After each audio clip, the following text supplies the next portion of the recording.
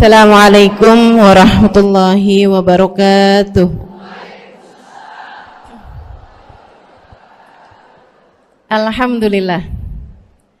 Wassalatu wassalamu ala Rasulillah Muhammad ibn Abdillah wa ala alihi wa sahbihi wa man walah.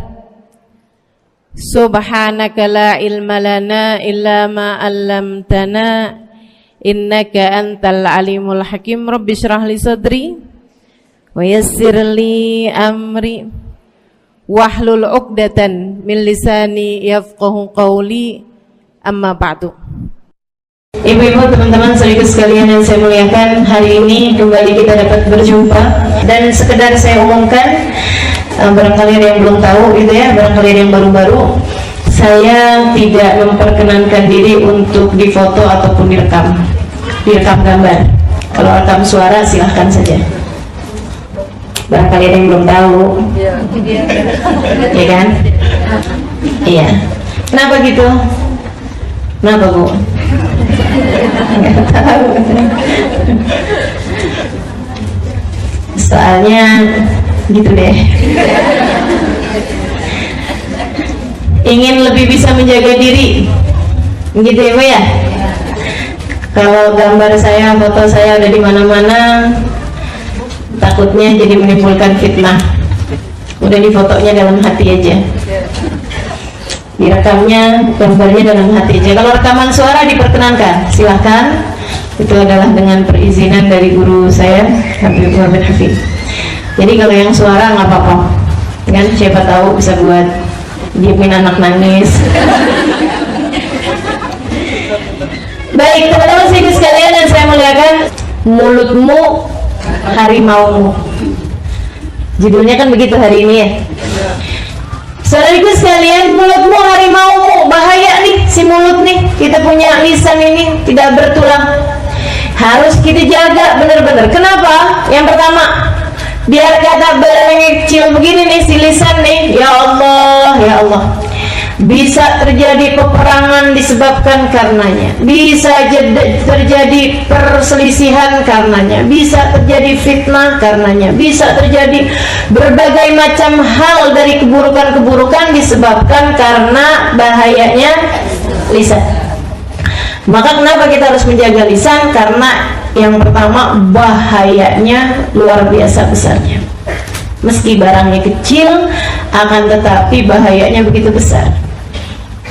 Luka badan bisa disembuhkan dan kemudian hilang, bahkan sampai bekasnya. Tapi kalau lukanya hati, disebabkan karena lisan, seseorang mengoyak hati tersebut, bisa sampai bertahun-tahun. Bisa sampai bertahun-tahun bahayanya. Bahaya dunia pun bahaya akhirat, teman-teman sekalian. Bahaya dunia bisa disebabkan karena lisan, bahaya akhirat juga seperti itu. Kata Nabi Muhammad alaihi salatu wassalam, rubba kalimatin lam talqa biha balan yahwi biha fi nari jahannam sab'ina kharifah. Terkadang kalimat keluar begitu saja dari lisan seseorang, lam yalqa biha balan, dia bahkan nggak ngeh, dia bahkan nganggapnya begitu aja, ternyata membuat seseorang terjerumus neraka jahanam 70 tahun lamanya. Bahaya benarnya lisan. Hati-hati, hati-hati teman-teman sekalian. Bahkan seorang istri yang berkata kepada suaminya, gitu kan, aduh bang, panjang hidup mah kamu isinya sengsara mulu, kamu nggak pernah berbuat baik pada saya, nggak pernah nyenengin saya. Ibu sekalian, nih katanya Nabi Muhammad, buat perempuan tersebut terjerumus neraka jahanam. Meski sholatnya rapi, meski ibadahnya rapi, meskipun tahajudnya kencang, meskipun terawihnya bagus, meskipun Qur'annya panjang, meskipun apalagi bersama dengan mulut yang tidak terjaga, ibadahnya juga ala kadarnya aja. Waduh, nggak ngerti itu gimana caranya mau selamat hidup dunia dan akhirat. Ketika para sahabat menyampaikan kepada Nabi Muhammad SAW, ya Rasulullah, inna jaratana sawamah qawamah. Wahai Rasul, saya punya tetangga, tukang puasa di waktu siang, tukang tahajud di waktu malam. Kayak kita ya, tapi dibalik. tukang puasa di waktu malam. Ya Allah. Jadi teman-teman sekalian dibilang sawamah qawamah, ahli puasa, ahli tahajud. Ghaira annaha tu'ti jarataha bilisaniha, akan tetapi dia adalah orang yang suka nyakitin tetangganya dengan lisannya. Supaya tetangganya pada ngindarin, kalau mau lewat liatin dia dulu. Ada gak depan rumah?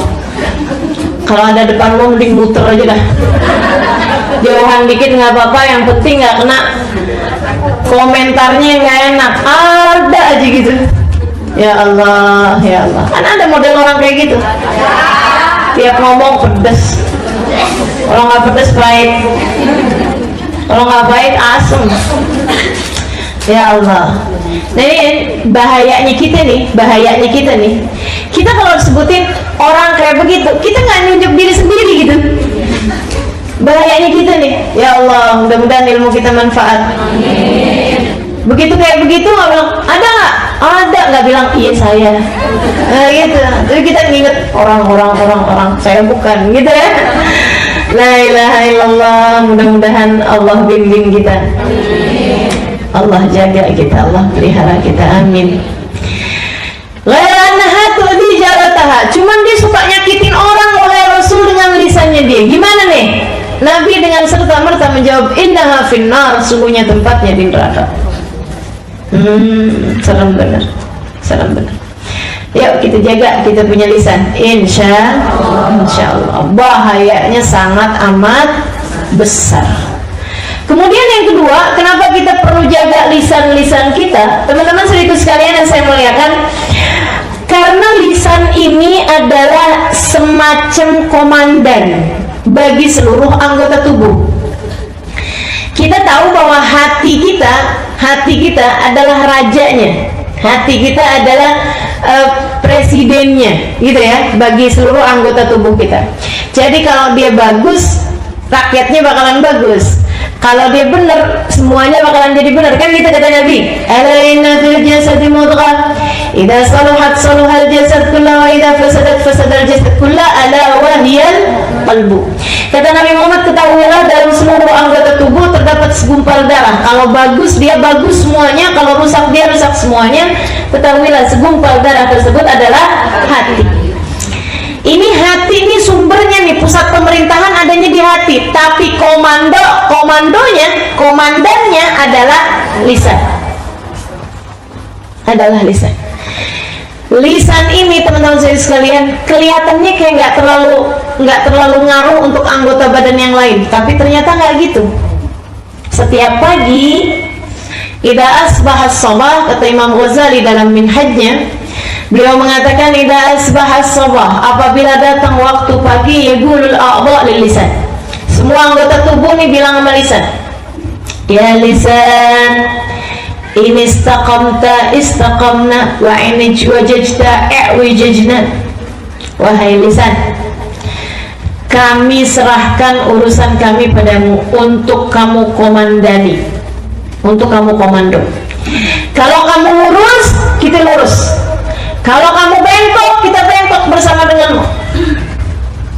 Jadi kalau lisannya bilang kanan, anggota tubuh semuanya ikutan kanan. Kalau lisannya bilang kiri, anggota tubuh semuanya bakalan kiri.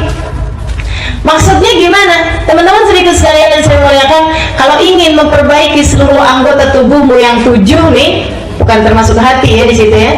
Kalau mau benahi anggota tubuh yang 7, semuanya memang bergantung dari hati, tapi mau ngerjain kebaikan-kebaikan itu juga lisan punya pengaruh yang cukup besar. Kalau dia benar, biasanya anggota tubuh yang lain bakalan benar. Kalau lisan nggak benar, bakalannya seluruh anggota tubuh yang lain nggak benar. Karena lisan ini juga merupakan juru bicaranya hati. Orang kan nggak kelihatan nih, kalau lagi diem kayak begini nih, semuanya nih nggak kelihatan. Baik nggak kelihatan. Apalagi pakai kerudungan semua, tutup aurat semua, gitu ya. Semuanya ke orang baik semua. Amin. Begitu ngomong, baru tuh kelihatan. Alhamdulillah kalau di majlis kan nggak banyak ngomong. saya doakan yang ngomong. Jadi yang ketahuan baik nggak baiknya saya doakan. Ya Allah, ya Allah. Ini nih lisan nih. Kalau dia baik, baik seluruh anggota tubuh. Kalau dia rusak, rusak seluruh anggota tubuh. Ikutan, ngaruh, ketularan. Jadi nih kalau ngomongnya orang tuh setiap kali ketemu orang ngomongin orang. Tiap kali di jalanan kerjanya ngumpat orang. Tiap kali apa aja ngomongnya nggak pernah bagus gitu. Itu nanti liatin aja, mata bakalan ikut nggak bener ngelihatnya, telinga bakalan ikut nggak bener ngelihatnya, kaki bakalan melangkah ke tempat-tempat yang nggak bener, tangan bakalan bergeraknya nggak bener, yang masuk ke dalam perut pun bakalan menjadi sesuatu yang nggak baik. Lisan semuanya, kalau baik baik semuanya, kalau nggak baik semuanya. Makanya teman-teman saudara sekalian, coba perhatikan, kalau pagi-pagi tuh ucapan pertamamu tuh apa? Pagi-pagi. Lagi kalau yang bangunnya terlambat. Sial nih, misal, gitu ya. Udah langsung gue sebetulnya. Ya ampun, nih mama telat nih. Waduh, ngomel pagi-pagi. Teman saya ada yang cerita, Ustazah mohon maaf ya, saya waktu itu ada menginap di rumah dia gitu. Kalau pagi kita Ustazah sudah ada perang Irak-Irak. Saya sama anak-anak urusan menu makanan aja gitu berantem. Dia bilang urusan mau sarapan apa nggak sarapan semuanya bisa bikin berantem. Nah ini kita lupa, kita nggak tahu bahwa ternyata kalimat-kalimat di pagi hari akan mempengaruhi sepanjang harimu. Maka jagain ya, ngomongnya yang baik, ngomongnya yang benar. Ibu-ibu sekalian, nggak pernah dengar suaminya, bagi yang punya suami nih, nggak pernah dengar suaminya bilang, saya tuh kalau pagi-pagi udah berantem sama kamu, sepanjang hari semuanya berantakan. Bener nggak? Pada ngomong begitu nggak suaminya? Ya nggak ngomong aja. Maksud saya bukan berarti nggak begitu, ya nggak ngomong pasti kayak gitu juga. Cuman masalahnya dia nggak ngomong gitu, karena semuanya kayak begitu. Kita sendiri deh, nggak usah yang lain-lain, kita sendiri.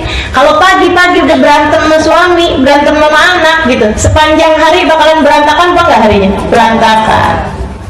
Kayak jagain lisan, jagain lisan. Baik, yang ketiganya, kenapa kita perlu jagain lisan? Teman-teman sekalian, amalan kita dikit, jaga amalan tersebut dengan cara kita benerin lisan. Sekali lagi alasan pertama kita perlu benerin lisan karena satu, bahayanya besar sekali. Yang kedua, kalau dia benar seluruh anggota tubuh. Yang ketiga, amalan kita dikit, jaga amalan tersebut dengan kita jaga lisan. Karena begitu kita nggak jaga lisan, teman-teman saudara sekalian, maka kita sama kayak orang lagi ngelemparin anak-anak panah. Kita sama aja kayak lagi punya anak panah nih, dikit, udahlah dikit kita lempar-lemparin, kita kasih-kasihin orang. Gitu. Jadi sayangin amal-amal kita. Setiap kali kita ngomong nggak bagus sama orang, itu kita lagi lemparin kebaikan-kebaikan kita, terutamanya ghibah. Orang tuh kalau kita gibah, kita nih kalau berghibah, teman-teman sekalian, lagi transfer pahala kepada orang lain. Lagi transfer pahala kepada orang lain.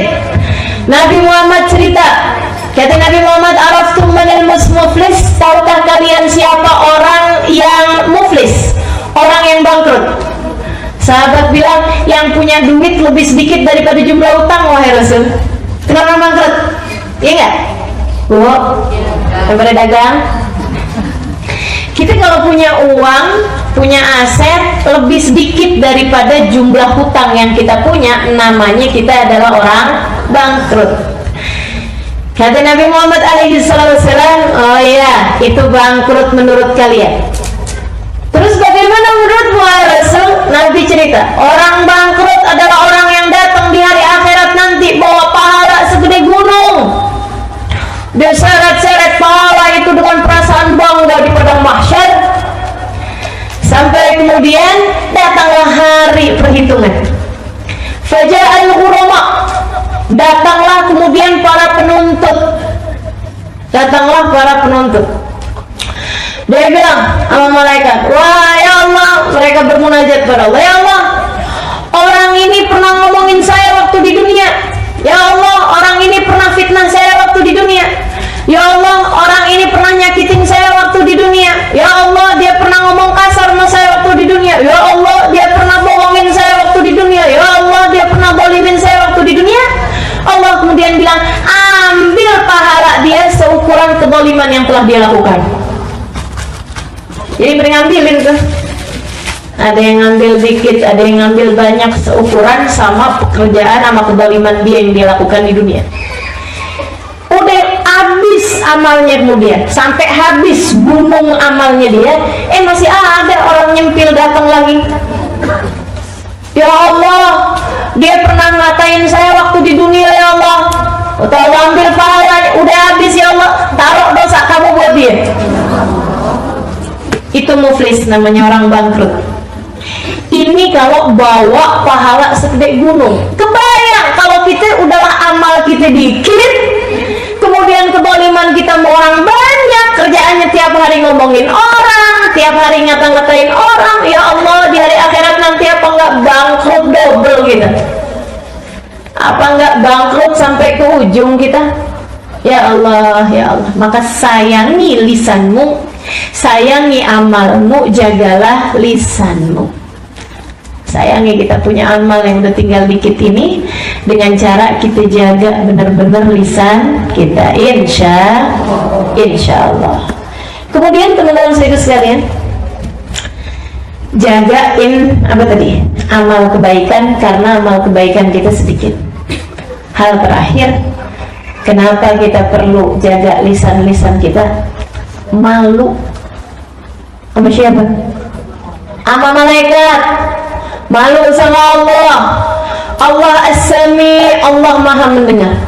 Malu sama malaikat, terutamanya malaikat Raqib dan Atid.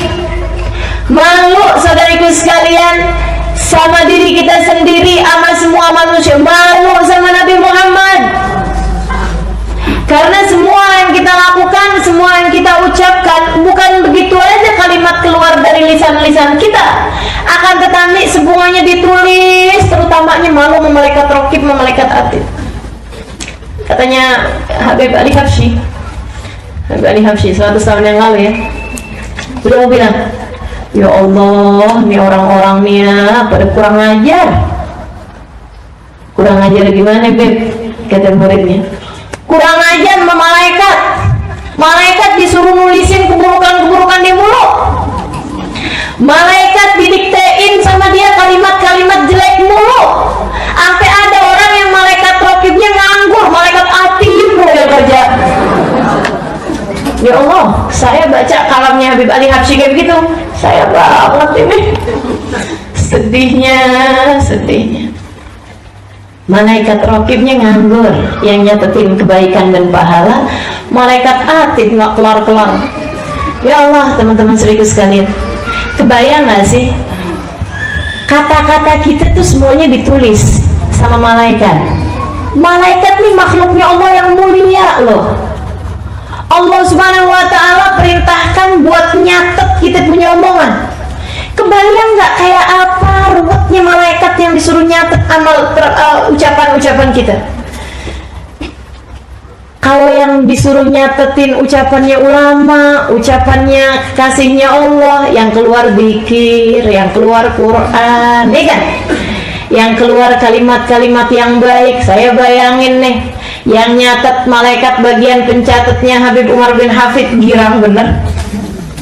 Dari pagi sampai malam ucapannya bagus semua. Yang disuruh nyatetin Huwa bener, girang, malaikat senang bener. Giliran yang disuruh nyatet maling-maling terus.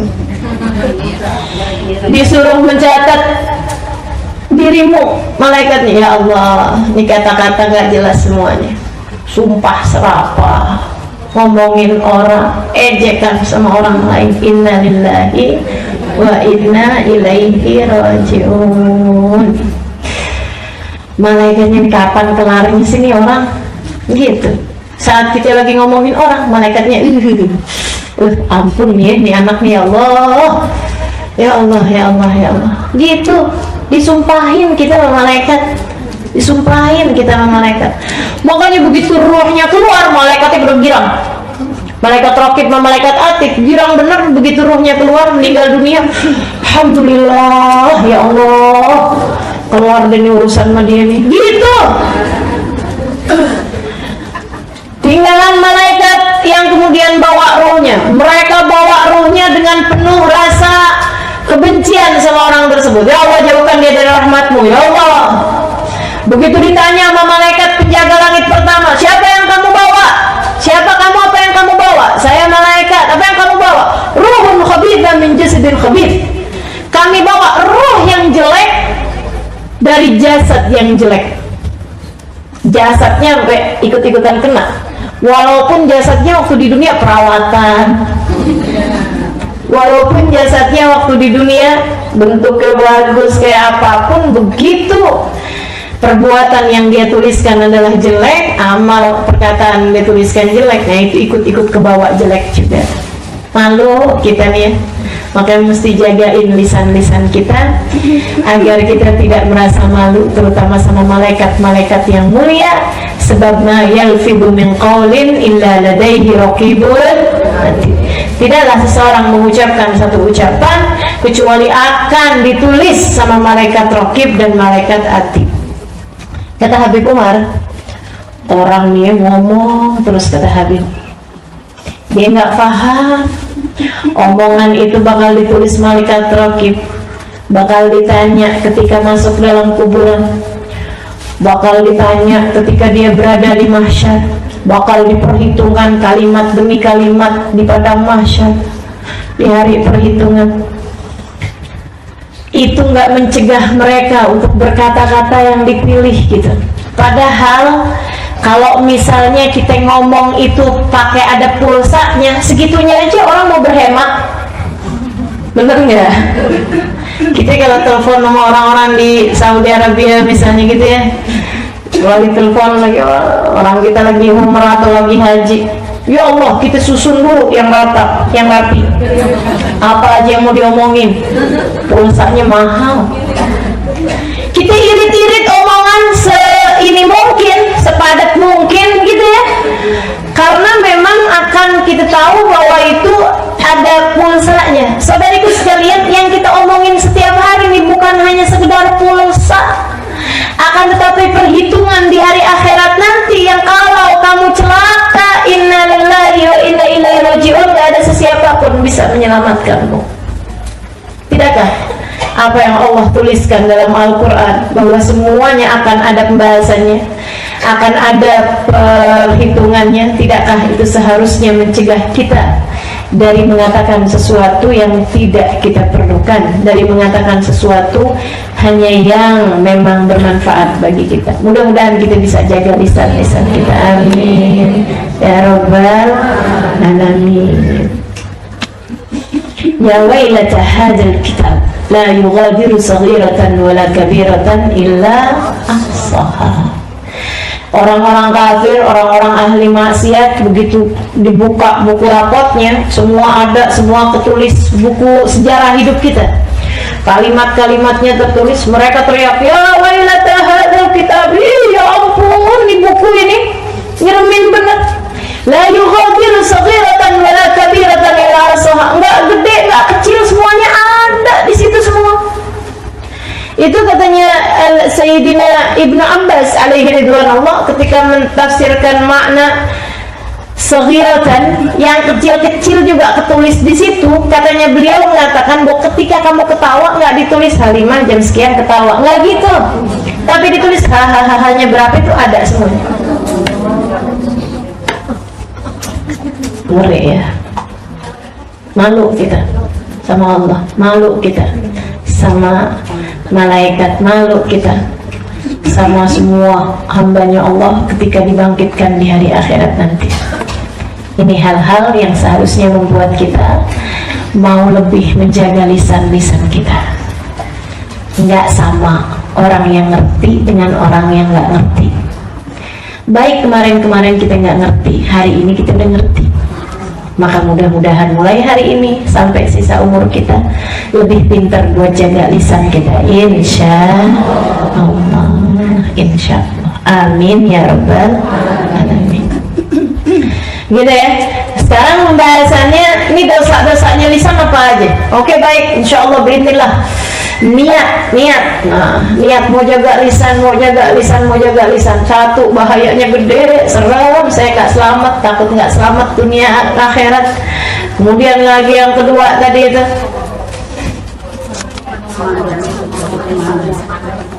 iya, kepengen bisa jaga lisan biar anggota tubuh juga jadi lebih gampang untuk kita jaga juga, karena semua anggota tubuh tergantung lisan sebagai komandannya. Kemudian yang ketiganya, jaga amal kita, karena amal kita kecil sedikit, kita nggak mau jadi orang bangkrut di hari akhirat. Dan yang berikutnya adalah kita malu mau Allah Subhanahu wa taala, malu sama malaikat-malaikatnya Allah, kita harus jaga lisan-lisan kita. Baik, kalau gitu niat mau jaga lisan, dijaganya dari apa? Satu, teman-teman sekalian, yang paling berbahaya dari dosa-dosanya lisan, al-kadzib, bohong. Niat dari sekarang nggak mau bohong, gitu, nggak mau bohong. Tapi kemudian bohong lagi, Ustazah, niat lagi, taubatin yang itu, gitu ya. Kalau perlu tiap kali kita bohong, kita harus omongin sama orang tersebut yang kita bohongin, kita susulin, maaf ya tadi itu bohong saya, gitu. Sehingga nantinya jadi nggak kebiasaan. Kalau setiap kali kita bohong, kita harus susuli kebohongan tersebut dengan penjelasan, keterangan kepada orang yang kita bohongi. Kan jadinya kita malu, ya kan? Sehingga akhirnya ke depan-depannya nggak bohong. Karena teman-teman saya sekalian, ini bohong nih perkara yang kelihatannya kecil padahal gede. Nabi pernah satu ketika ditanya, ya Rasulullah, ayashrabul mu'min al-khamr? Rasul, orang muslim ada nggak yang minum minuman keras? Kata Nabi Muhammad, na'am itu ada sih kadang, tapi kemudian dia taubat. Ini syarat muslimnya adalah taubatnya. Sebab kalau meninggal dunia dalam keadaan masih menjadi pemabuk, gitu ya, dia tidak akan meninggal dengan membawa iman dan Islam. Alhamdulillah. Namun itu kata Nabi Muhammad, ya Rasulullah, yaznil mu'min, orang muslim, orang mukmin ada nggak yang berzina?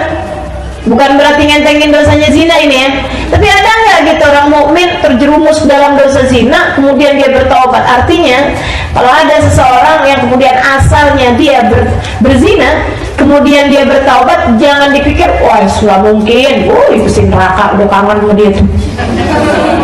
Belum tentu teman-teman. Kalau dia taubat, pintu rahmatnya Allah, pintu taubatnya Allah SWT masih mungkin untuk terbuka bagi. Kata Nabi Muhammad, na'am itu ada, tapi kemudian dia taubat Allah SWT.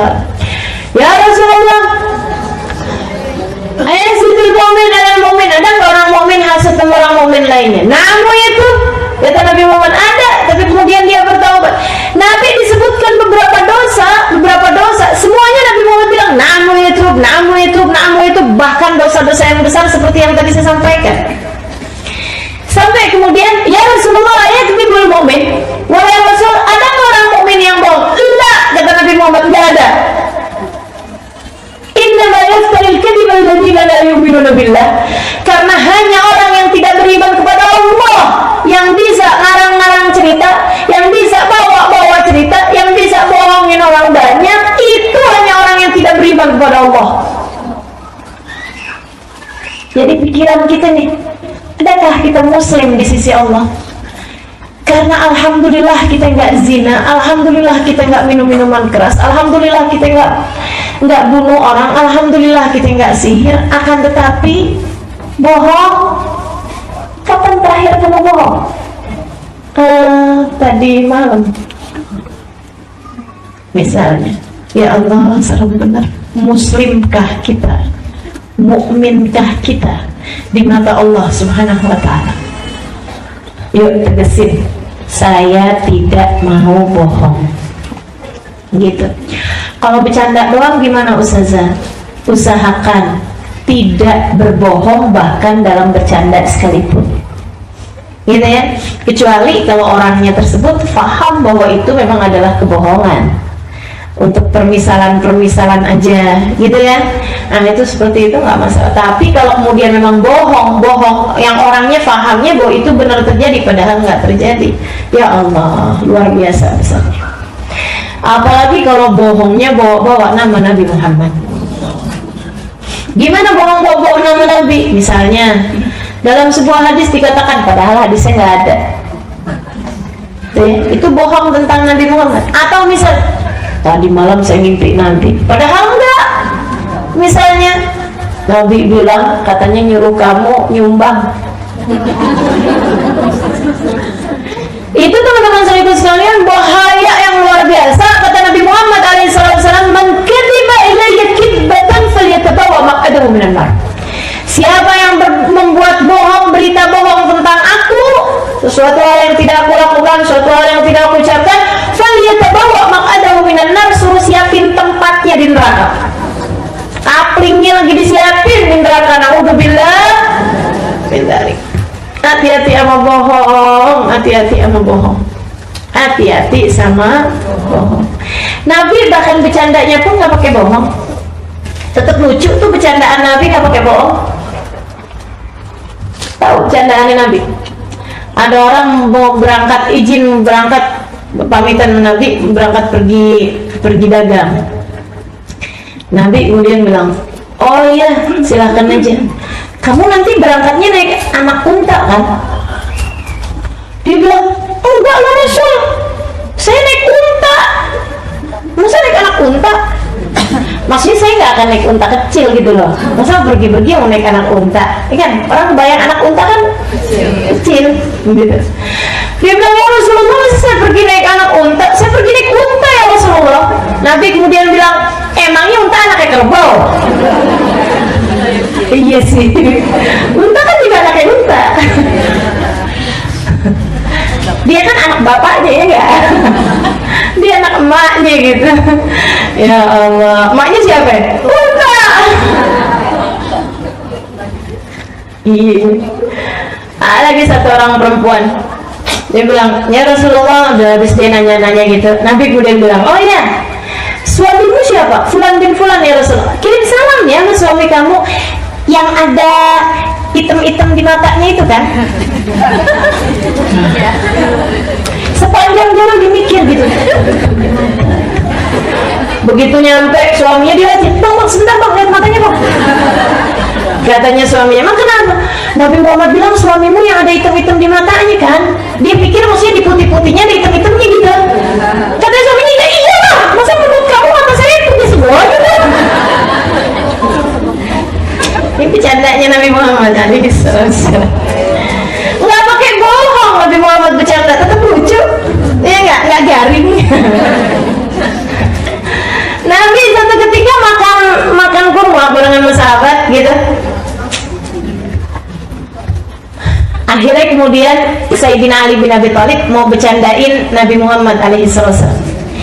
Jadi ini Sayyidina Ali gitu ya, dia makan kurmanya itu bijinya tuh ditaruhin di tempatnya Nabi Muhammad. Kayaknya Nabi Muhammad yang makan paling banyak gitu kurmanya gitu ya. Dia taruh di tempatnya Nabi gitu, bercanda.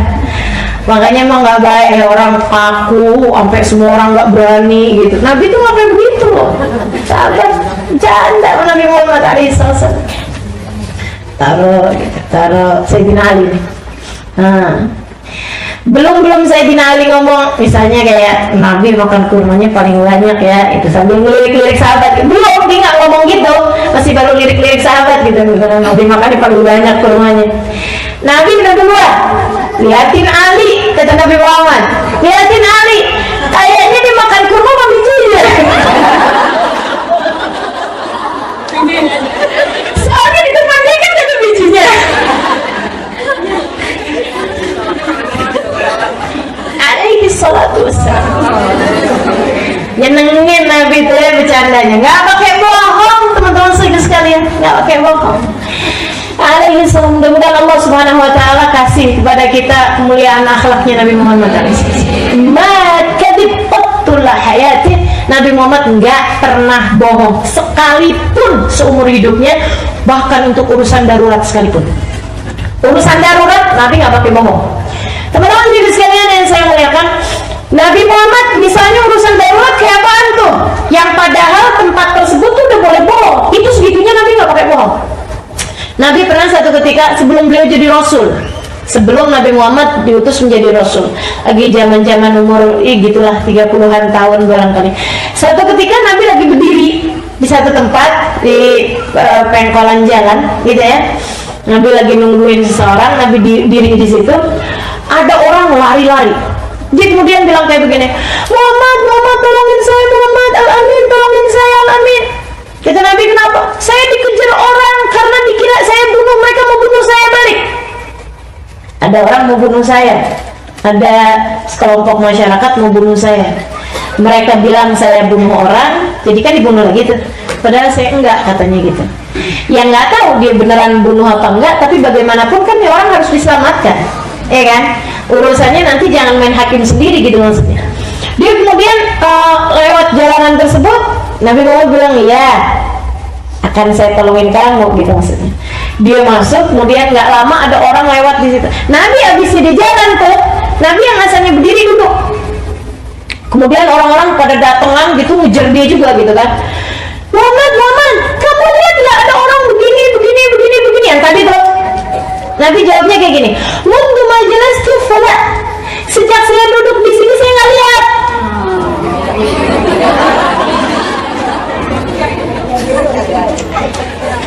Sejak saya duduk di sini saya nggak lihat, karena ngelihatnya lagi.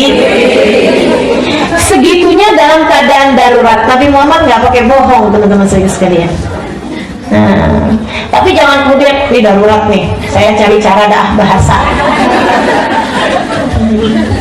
Nggak gitu juga ya. Lagi kemudian baru bangun tidur gitu, temennya udah nanya gitu, kamu gimana nih? Kita tidur lama nih, kan hari ini jadi oh iya lupa. Dia kemudian jalan ke kamar mandi, dibilang di jalan menuju kamar mandi maksudnya. Darurat saja, darurat apaan? Ya darurat itu namanya. Dulunya nanya OTW gitu ya, OTW kamar mandi maksudnya. Itu bohong kalau itu bukan darurat. Dari sekalian jangan biasakan, jangan biasakan itu. Jadi saya kalau ditanyain sama orang kan, Ustazah udah sampai mana? Karena tempatnya nih masih jauh nih padahal. Ustazah sekarang udah sampai mana? Saya bilang depan mobil kijang hijau. Nggak ketahuan ada di mana kan? Serius nih Ustazah sampai mana? Sampingnya truk. Pokoknya yang penting jangan sampai bohong. Kita usahakan, kita niatkan dalam keadaan apapun, mendingan jangan bohong. Kenapa? Teman-teman sekalian, itu tadi iman kita bermasalah nih kalau kita suka bohong. Iman kita bermasalah. Kemudian yang keduanya lagi, mesti biasanya kebohongan itu akan disusul dengan kebohongan yang lain. nih. Indal abad la yakdzib. Seseorang kemudian bohong. Bohong tersebut kemudian ngajakin dia buat bohong selanjutnya, hatta yuktab indallahi kadzdzaba, sehingga dia ditulis di sisi Allah Subhanahu wa taala sebagai tukang bohong. Fawailul lil mukadzibin. Celaka orang yang selalu berdusta. Celaka kata Allah. Ngeri benar. Makanya teman-teman sekalian, kita jagain bohong kita itu, jangan sampai kita bohong, sehingga kita nggak harus tutupi itu dengan kebohongan. Kayak bohong yang mak-mak nih seringnya nih. Saya tahu lagi nyuci baju suaminya ada yang kresek-kresek di saku, pas dilihat 100-an ribu, kayak jadi lupa. Kita beliin dah lipstick, dibeliin barang, suaminya nanya, nggak kelihatan saya 100.000 di saku. Enggak. Bohong kan? Kok bisa ya? Saya inget banget ada duit saya tuh 100.000 di saku.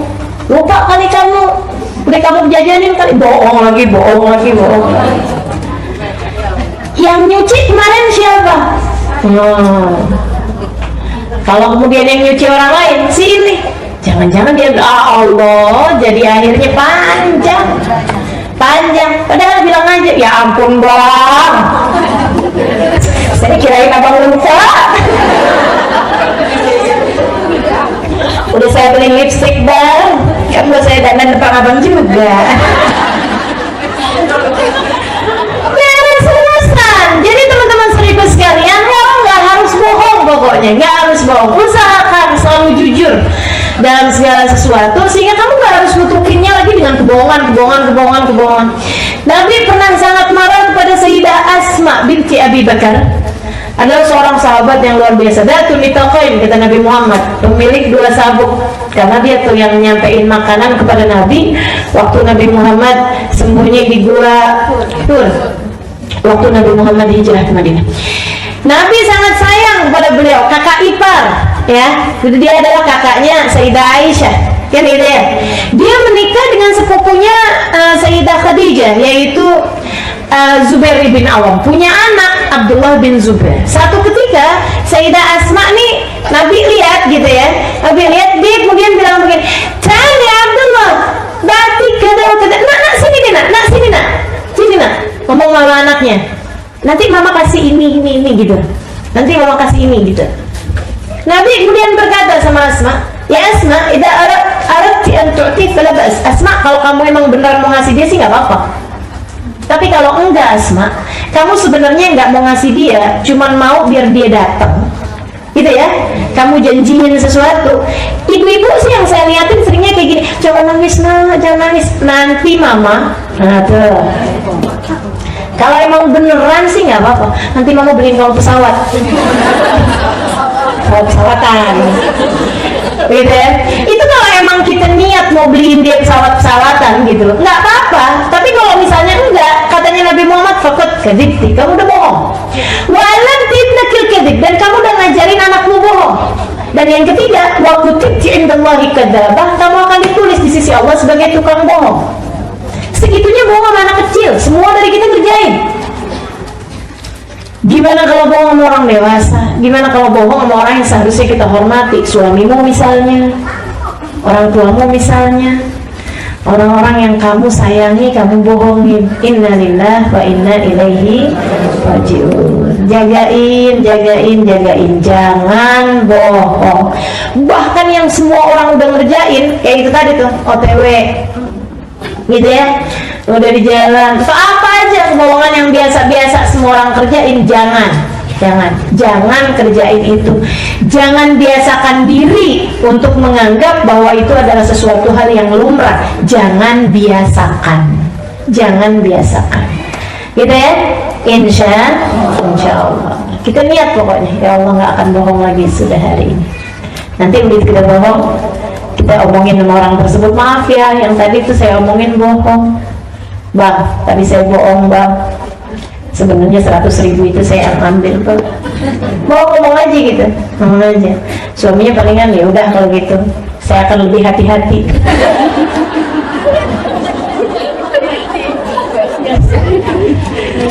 Ya Allah, gitu ya. Jadi teman-teman sedikit sekalian, saya muliakan, jangan biasakan bohong.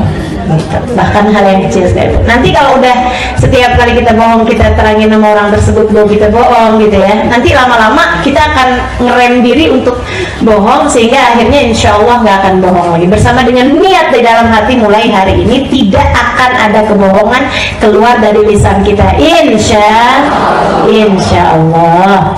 Kemudian yang kedua, wah ini bahayanya nggak kalah gede nih. Apa tuh?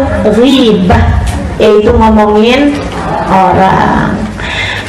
orang, teman-teman saudaraku sekalian. Kata Allah, wailul likulli humazatil lumazah, celaka orang yang suka membicarakan aib orang lain di belakangnya atau membicarakan aib orang lain depannya. Maksudnya ta'ir dia, maki dia, caci dia, depannya dia berarti, atau di belakang, ngomongin di belakang, sama-sama celakanya. Wailul likulli humazatin lumazah. Humazah itu yang hamz, maksudnya yang pelan-pelan, jadi di belakang gitu. Kalau yang lumazah terang-terangan di depan dia gitu ya. Nah itu dua-duanya sama-sama celaka. Ketika ditanya apa itu ghibah wahai Rasulullah yang disebutkan oleh Allah SWT dalam Al-Quran, gitu ya, katanya Nabi Muhammad, dzikra kaum muslim bima yakrah law sami'ah. Ghibah adalah membicarakan aib saudaramu, membicarakan sesuatu tentang saudaramu yang kalau dia dengar dia bakalan marah, dia bakalan kesel, dia bakalan gak senang. Gitu, itu namanya ghibah. Walaupun benar Rasulullah, walaupun benar, kalau kamu bohong, fakut bukti kamu telah fitnah. Jadi kalau kita bohong, kita benar ngomongin orang sesuatu yang memang ada dalam diri dia gitu, memang ada dalam diri dia, itu namanya kita udah ghibah. Kalau ternyata bohong bersama dengan ghibah, kita ditambah fitnah. Dan fitnah ini asyaddu minal, lebih berat daripada pembunuhan. Emang benar banget ya, pembunuhan tuh pembunuhan karakter.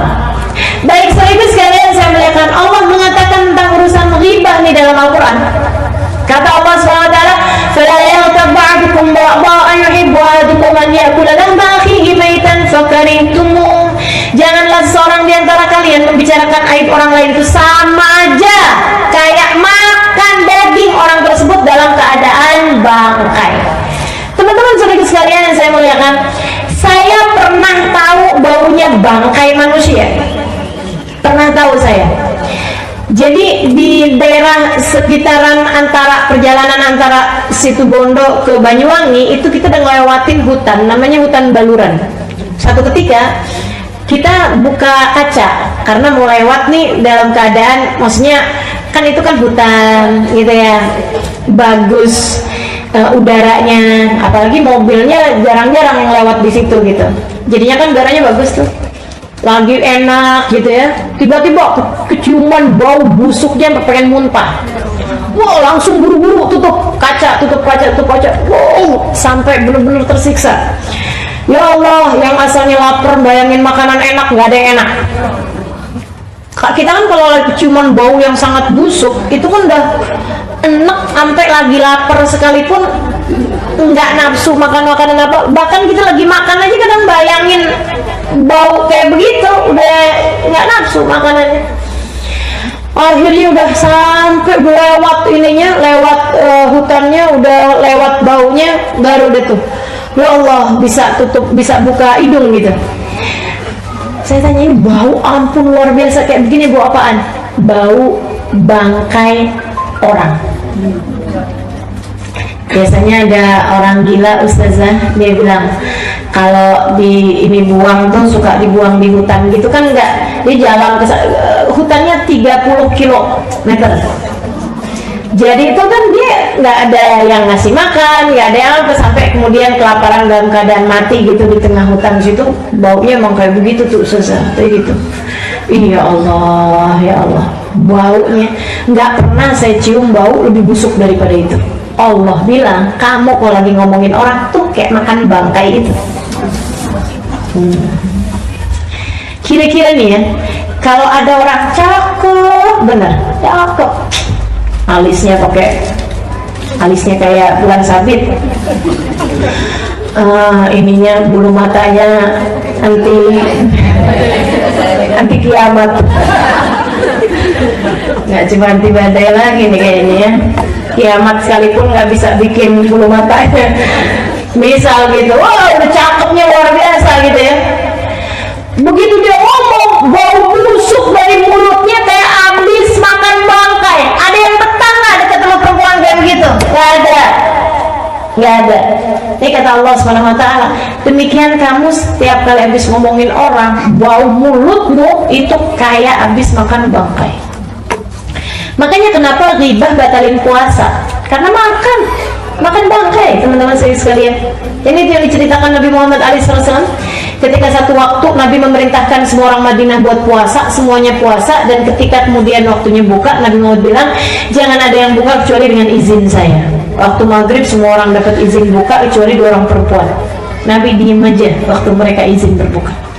Sampai kemudian mereka malu untuk ngomong sama Nabi. Ada laki-laki dimintain tolong dong sampein sama Nabi, kita boleh buka apa enggak? Nabi dia kemudian masuk, ya Rasulullah inna imra'atan tahtal bab, wahai Rasul ada 2 orang perempuan depan pintu rumahmu, tasta'dinani laka an taftura, mohon izin padamu untuk berbuka. Nabi Muhammad bilang, bawa baskom, ambilin baskom, bawain baskom. Kenapa Rasul? Murhuma anta tegaya fi hadzal wi'a, suruh 2 orang perempuan tersebut muntah di tempat ini. Dibawa keluar. Nih menabi kalian berdua suruh muntah. Gimana muntah? Kita kan puasa sepanjang hari ini. Yang ada kita lagi lapar minta izin buat masukin makanan, bukannya kemudian malah ngeluarin makanan dari perut. Dibilang saya juga nggak ngerti, tapi yang saya pahami Nabi itu mayantiqu anil hawa in huwa illa wahyun, nggak pernah berbicara apa yang dia inginkan, akan tetapi semua ucapannya adalah wahyu dari Allah SWT. Ya muntah. Yang satu mungkin keluar daging busuk, darah, nanah, busuk luar biasa. Wah, sampai dianya sendiri tuh kebauan, kebusukan. Dianya sendiri sampai tutup hidung gitu. Habis dia, kemudian yang satu lagi kayak gitu, keluar lagi kayak begitu juga. Dia pakai tangan sebelah bawa tuh baskom, tangan sebelahnya lagi tutupin hidung si laki-laki ini, masuk ke dalam rumah Nabi. Ya Rasulullah, keluar begini ya Rasulullah. Muntah dia. Katanya Nabi Muhammad, "Innahuma samata ma halallahu lahuma wa aftarata bima yahrumu alaihima." 2 orang perempuan tersebut puasa nggak mau makan barang halal bagi mereka, tapi mereka batalin puasanya dengan makan barang haram. Makan barang halal, kita kan nggak mau makan nasi uduk, padahal halal. Nggak mau minum kopi, padahal halal, karena kita lagi puasa, kan gitu ya. Akan tetapi orang ini, katanya Nabi Muhammad, membatalkan puasanya dengan makan yang haram. Apa itu? Makan bangkai. Makan bangkai kan haram. Kenapa bisa begitu Rasul? Jalasat ihdahuma indal ukhra baca. Yang satu ketemu sama yang lain kemudian ngobrol. Udah lama nggak kelihatan si Bono. Ih, nauzubillah dia mampu. Nggak tahu dia bisa cerai sama lakinya, emang pantas kayak gitu. Wah udah diomongin dari Ampes. Kalau anaknya gimana? Apalagi anak, ya ampun dah. Semuanya tuh ya Allah, ya Allah, ya Allah. Ini kita punya lisan memang benar-benar harus terjaga, teman-teman sekalian. Karena kadang-kadang lagi ngomongin orang, bukan cuma orangnya doang yang diomongin, segala rumahnya diomongin, masakannya diomongin, apaannya semuanya diomongin. Inna lillahi wa inna ilaihi raji'un. Katanya Allah dalam Al-Quran, janganlah seorang di antara kalian membicarakan aib orang lain sama kayak makan bangkai daging saudaranya sendiri. Gitu ya. Tapi kalau kamu diomongin sama orang, biarin aja. Itu tadi yang saya bilangin, dia lagi transfer pahala sama kita.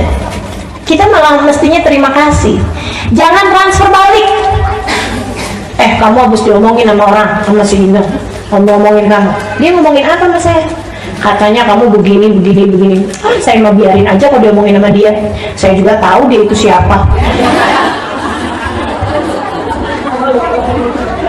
Dia kan juga bla bla bla. Itu habis ditransfer, dia transfer balik.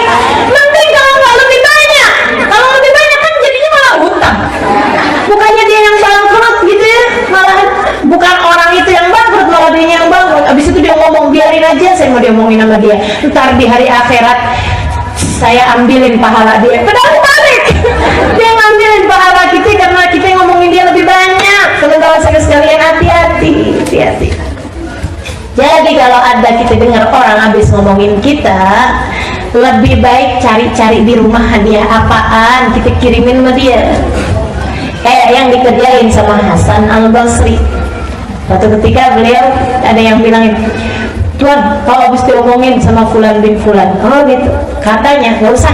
Katanya Hasan Al-Basri, udah nggak usah kamu sebutin apa yang dia habis omongin sama saya. Saya cuma mau tahu rumahnya di mana. Tebet Barat. Samperin sama beliau, tok pintu. Assalamualaikum. Dalam tanya, siapa? Hasan Al-Basri. Habis saya omongin nih, datang ke rumah nih, kayaknya mau ngelabrak nih. Kata Hasan Al-Basri, bukain pintu. Kamu nggak usah khawatir. Ma'ruf tu bikin akhir. Saya tidak ingin melakukan apa-apa kecuali kebaikan. Dibukain pintunya, dia kemudian bilang, saya dengar kamu habis kirim-kirim pahala sama saya. Saya cari-cari hadiah apa gitu yang pantas atas kebaikan yang kamu udah lakukan. Saya cuma ketemu rutop, kurma-kurma basah itu. Dia bilang, ambillah ini untukmu. Terima kasih atas kebaikan yang kamu lakukan. Bohong orang. Gitu gimana? Kita kerjain apa enggak nih? Ya begitu kita dengar ada orang habis ngomongin kita, langsung transfer pulsa. Kasih ya. Saya dengar kamu habis kirimin pahala, jadi saya kirimin pulsa. Bismillah, mudah-mudahan. Bohong. 2, riba. 3, ta'yir. Apa tuh ta'yir? Nyinyir. Nyinyir, tau nyinyir nggak teman-teman? Ini bahasa nyinyir, bahasa adik-adik sekarang nih, nyinyir. Ngomongin sesuatu yang buruk di depan orang itu gitu, menghina gitu, ih gitu ya, genit amat sih tuh cewek gitu, ih, ya ampun gitu, nyinyir gitu. Katanya Nabi Muhammad SAW, ma'ayyar wahadukum musliman illa uqamithlu qablan yamut. Tidaklah seseorang menghina orang lain atas satu perbuatan, menghina yang merasa jijik gitu loh, kecuali dia nggak akan mati kecuali sudah mengerjakan apa yang dia hinakan tersebut. Hati-hati. Itu cewek genit banget, suami orang direbut sama dia. Ini tadi saya, nah pelakor tuh katanya, rebut laki orang. Saya baru tahu loh istilah itu. Ya Allah, ya. Teman-teman saya sekalian, hati-hati. Begitu kita nyinyir sama seseorang, kita gak akan mati kita kecuali setelah ngerjain perbuatan tersebut. Mau? Nggak mau, makanya hati-hati. Kata Sayyidina Ali bin Abi Thalib, "Lau ayyatul hubla la khasyitu an ahbal." Dia bilang, abis Nabi Muhammad ngomong kayak begitu, saya nggak pernah mau hina atau nyinyir sama siapapun, bahkan orang yang hamil. Gitu. Saya takut kalau saya nyinyiran orang yang hamil, Allah kasih kehamilan sama saya. Sayyidina Ali bin Abi Thalib. Dari benernya semua ucapannya Nabi Muhammad SAW. Hati-hati, jagain lisan. Apalagi kemudian namimah. Apa tuh namimah? Adu domba. Bukan domba sih yang diadu.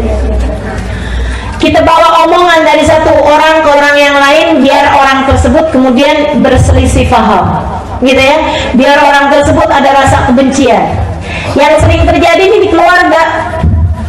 Seorang istri ngomong sama mertuanya jelekin suaminya, ntar dia ngomong sama suaminya jelekin ibunya suaminya jelekin mertuanya, sehingga antara anak sama ibu jadi terpisah, jadi rasa ada saling benci gitu.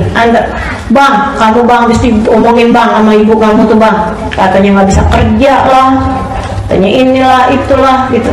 Nanti bilang sama mertuanya gitu, mami nggak tahu aja nih anak mami itu kayak apaan. Waduh, sampai antara emak sama anaknya jadi jauh hatinya. Ini yang ngerjain kayak begini, siap-siap dunia, siap-siap akhirat. Siap-siap di dunia bakal digituin sama mantu-mantunya. Siap-siap di akhirat bakal dipisahin dari orang yang dia cinta. Sebab siapa yang memisahkan antara orang tua dengan anaknya, bahkan kambing sekalipun. Kalau kambing kita beli, dia punya anak gitu ya, nggak boleh dibeli emaknya doang, anaknya enggak. Apalagi kemudian dibeli untuk disembelih, emaknya doang, dia punya bayi kambing yang lagi nyusu. Ini katanya Nabi Muhammad SAW, siapa yang memisahkan antara ibu dari anaknya, bahkan kambing, dari akhirat nanti dipisahkan dia dari orang yang dia cintai. Itu kambing, apalagi orang, apalagi suamimu, apalagi dia sama mertua sama ibunya dia sendiri. Kamu memisahkan antara dua orang tersebut, bersiap-siaplah di hari akhirat nanti kamu terpisah dari orang-orang yang kamu cinta. Serem teman-teman saya sekalian. Namimah bahaya, ya. Sampai Nabi Muhammad bilang, la yadkhulul jannah namam, la yadkhulul jannah namam, nggak akan masuk surga orang yang suka namimah. Apalagi dosanya mulut. Ini kita mesti rada cepet-cepetan ini ya, karena banyak nih, ada 10 yang saya tulisin, yang saya siapin. Baru berapa tuh tadi? Sumpah palsu. Jangan biasa sumpah, wallahi anak nggak gitu, wallahi anak nggak bakalan begini, wallahi. Jangan, udah deh gitu. Nama Allah loh teman-teman sekalian, la taj'alullah urdatan li aymanikum. Kata Allah, janganlah kalian jadikan Allah sebagai bahan untuk sumpah-sumpah kalian. Maksudnya biar dipercaya pakai wallahi. Makanya jangan suka bohong. Jadi orang nggak usah kamu pakai sumpah juga udah percaya. Kenapa kamu ngerasa perlu pakai sumpah ketika bilang sama suamimu, ketika bilang orang tuamu, ketika bilang sama sahabatmu misalnya gitu ya? Karena selama ini kamu suka bohong sih, jadinya orang-orang nggak gampang percaya gitu ya. Sampai ada orang gitu, saya bilang coba dong ceramah, kayaknya ngomongnya bener, maksudnya kayaknya ngomongnya pinter gitu. Dia bilang, Ustazah, saya kalau baru ceramah baru ngomong assalamualaikum aja orang bilang bohong.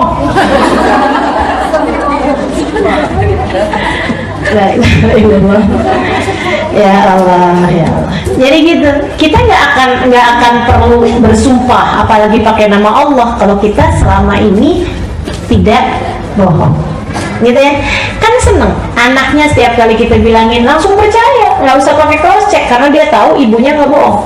Suamimu ketika kamu bilang sesuatu dia nggak perlu cross check karena dia tahu istrinya nggak bohong. Kan enak jadinya, dipercaya sama setiap orang. Yuk kita biasakan sehingga kita tidak merasa perlu bersumpah. Imam Asy-Syafi'i alaihi ridwanullah, kata Imam Syafi'i, ma halaftu billahi qad, saya nggak pernah sumpah dengan nama Allah sama sekali seumur hidup saya.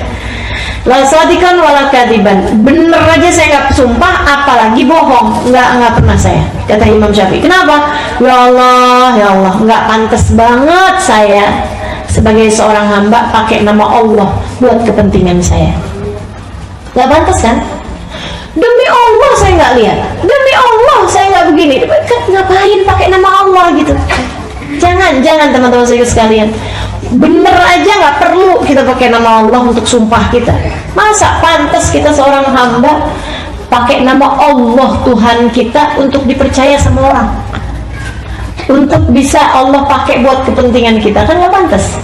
Maka jangan bersumpah. Apalagi kalau sumpah tersebut ternyata nggak benar, pakai nama Allah untuk sumpah palsu. Innalillahi wa inna ilaihi raji'un. Yang berikutnya, saudaraku sekalian saya muliakan, lisanmu jagain dari apaan? Dari buka aibnya orang, dari buka aibnya orang. Itu tadi termasuknya ghibah, buka aibnya orang. Siapa yang buka aibnya orang, Allah bakal buka aibnya walaupun di dalam kamarnya sendiri. Gitu katanya Nabi Muhammad alaihissalam. Hati-hati. Kemudian jaga pula lisan kita dari memuji diri sendiri. Nggak perlu muji-muji diri sendiri sama orang-orang gitu ya. Kamu nggak tahu siapa saya. Emang siapa kamu?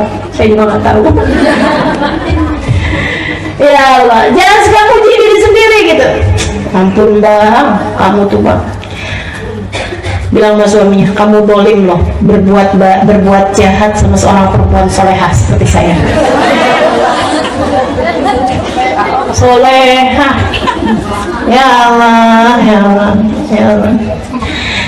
La tuzakku anfusakum, kata Allah gitu di dalam Al-Quran. Fala tuzakku anfusakum, wallahu a'lamu biman ittaqa. Nggak usah pakai suci-suciin diri kalian, nggak usah suka puji-puji diri sendiri, karena sungguhnya Allah yang udah tahu siapa yang bertakwa di antara kalian. Allah udah tahu kok gitu. Nggak usah pakai suka puji-puji diri sendiri, Allah udah tahu siapa hakikat kita yang sebenarnya. Apalagi kayak begitu ya, kita sungguh-sungguh bertakwa aja nggak pantas buat muji diri kita sendiri, apalagi kalau kitanya sebenarnya nggak takwa, kitanya masih berantakan, kemudian kita puji-puji diri kita kasih tahu saya begini, saya begitu, saya begini, saya begitu. Aduh, rapi-rapiin diri, tutup aib-aibmu dan tutup pula kebaikan-kebaikanmu. Tutup kebaikan-kebaikanmu. Kalau ada kebaikan yang kita kerjain, tutup. Ini teman-teman saudara sekalian, termasuk muji diri sendiri, nulis di status. Hari Senin, ya, alhamdulillah, buka puasa kali ini bersama dengan alhamdulillah buka puasa hari ini disponsori oleh KFC gitu. Ya Allah, pakai bahasa kali ini pula. Kesannya kayaknya setiap Senin Kamis di puasa. Kan begitu? Serem benar teman-teman saya sekalian. Tutupi amal kebaikanmu karena itu bisa ria akhirnya. Kalau udah kemasukan ria, pahalanya jadi nggak ada. Takut nih kita nih. Ya Allah. Selama ini kita jadikan Allah sebagai tempat penyimpanan aib-aib kita. Bukankah selayaknya jika selama ini Allah kita jadikan tempat simpanan aib-aib kita, Allah juga jadi tempat simpanan kebaikan kita. Sehingga bukan cuma yang buruk-buruknya doang. Setiap kali ada yang baik kita share sama orang lain, kita bagikan sama orang lain. Ya Allah, teman-teman sekalian, nggak perlu. Ustazah maksudnya kan dakwah. Ya kan nggak pakai update status indahnya buka puasa. Kalau mau ajak orang lain untuk berbuat kebaikan gitu ya, nggak usah pakai kayak begitu caranya. Oke, fadilah tahajud di share. Nah, itu dakwah beneran. Tapi jangan nge-share-nya jam 3 malam. Orang tahu kalau kamu habis bangun tahajud. Hati-hati saudara sekalian yang saya muliakan. Habis amalmu dengan kamu share kepada orang lain. Ada ceritanya orang, nggak keburu saya cerita, terusin aja. Ada ceritanya orang lagi bangun malam, dia baca surat Al-Quran, gitu ya. Nah di sana di Arab itu, saya ngerasain juga, jam-jam 3 itu selalu ada orang ketok-ketok pintu rumah kita buat bangunin tahajud. Jadi sana kayak gitu, Qiyamul gitu. Nah dia nih ceritanya lagi baca Quran. Akhirnya orang bilang Qiyamul Lail, fulan Qiyamul Lail. Dia lagi baca Quran, kemudian dia pengen biar orang itu tahu gitu kalau dia udah bangun, maksudnya gitu ya. Dia lagi baca surat apa? Akhirnya pas awal-awal surat Thaha. Bismillahirrahmanirrahim. Thaha. Manzal Quran litashqa. Oh ya, kata orang itu. 2-3 ayat dikerasin untuk ngasih tahu kok dia udah bangun. Nah seberapa lama datang ngantuk, tiduran. Dalam tidurnya dia mimpi kayaknya udah datang hari kiamat, lagi pembagian sahifah, pembagian amal kebaikan, termasuk pahala dia malam itu dilihat gitu. Pahalanya dari mulai sholat isya berjamaah sampai tahajudnya, sampai bacaan Qurannya dia, semuanya yang dia baca dari ayat Quran ada cahayanya, ada pahalanya, ada penghapusan dosanya, kecuali yang dia kerasin, hilang pahalanya. Dia bilang malaikat, "Kat, habis bingung, malai kan gak enak ya? Kenapa ya?" katanya gitu. Ini kok nggak ada nih pahalanya nih, surat 1-3 ayat 1-3 dari surat Thaha. Oh iya, enggak, kamu nggak baca soalnya. Enggak, saya baca kok. Lah berat. Kata malaikat itu, kamu nggak baca. Serius malaikat, saya baca. Kan dia baru ingat dulu malam itu kan gitu ya. Bilang saya udah baca, malahan saya kerasin. Itu dia kata malaikat. Kamu emang bacanya, tapi bacanya bukan karena Allah, akan tetapi bila orang itu tahu kalau kamu udah bangun, dan dia udah tahu kalau kamu udah bangun, ya udah itu dia balasannya dari Allah yang nggak ada. Kebayang kalau semua yang kita lakukan dari kebaikan semuanya kita update di status kita, semuanya kita sampaikan kepada orang lain. Teman-teman saudariku sekalian saya muliakan, mau datang kepada Allah bawa apaan kita? Bawa dosa-dosa. Inna lillahi wa inna ilaihi raji'un. Dosa yang berikutnya, dosa lisan yang berikutnya, ya Allah, dan ini agak bahaya ini ya, bercanda urusan yang diagungkan Allah, sehingga akhirnya kita merendahkan sesuatu yang diagungkan Allah, merendahkan sesuatu yang diagungkan Allah. Teman-teman kalau mau ngomong, mau bercanda, silakan aja, akan tetapi hati-hati, jangan bawa-bawa hal-hal yang diagungkan sama Allah. Ada banyak orang zaman sekarang bercanda-bercanda urusan Al-Quran, kan gitu ya, Al-Quran tuh udah gak cocok buat zaman sekarang. Dia ngomong kayak gitu kan, bahaya tuh, iman bisa hilang. Ada lagi yang bercanda sih, bercanda ngomongnya kayak gini, kayaknya neraka nggak takut lagi ya, ntar kita bisa ketemu di neraka sama Michael Jackson, tadi neraka ketemu si ini. Itu bahaya teman-teman sini sekalian. Bercanda silahkan, tapi jangan kayak begitu modelnya. Ih, amit-amit, saya sih kalau masuk surga ada dia, mendingan keluar lagi. Ya Allah, ya Allah, ya Allah. Silahkan kalau mau bercanda, jangan bawa surga, jangan bawa neraka, jangan bawa Quran, jangan bawa Ka'bah, jangan bawa apa-apa. Saya kan udah cerita kemarin tentang orang yang ketika ngelihat Ka'bah, gini doang yang namanya Ka'bah, akhirnya kemudian jadi gila. Teman-teman sekalian, hati-hati melisan, jangan menghina atau merendahkan sesuatu yang diagungkan oleh Allah Subhanahu wa Ta'ala. Omongan, obrolan ataupun bercandaan gitu ya, jangan. Misalnya kita lihat ada orang auratnya tertutup rapi gitu kan, pakai penutup muka pula gitu, jangan dibuat-buat bercandaan. Itu kan dia kayak begitu karena jerawatnya banyak. Itu syariat agama Allah, teman-teman. Syariat agama Allah. Kalau kamu ngerasa belum mampu melakukannya, jangan hina orang yang sudah melakukannya. Hati-hati. Ada dulu orang anaknya pulang sekolah, nggak usah cerita. Pulang diajak ditanyain sama bapaknya, kamu belajar apa tadi di sekolah? Belajar siwak bah, bersiwak, kayak kayu siwak. Apaan tuh?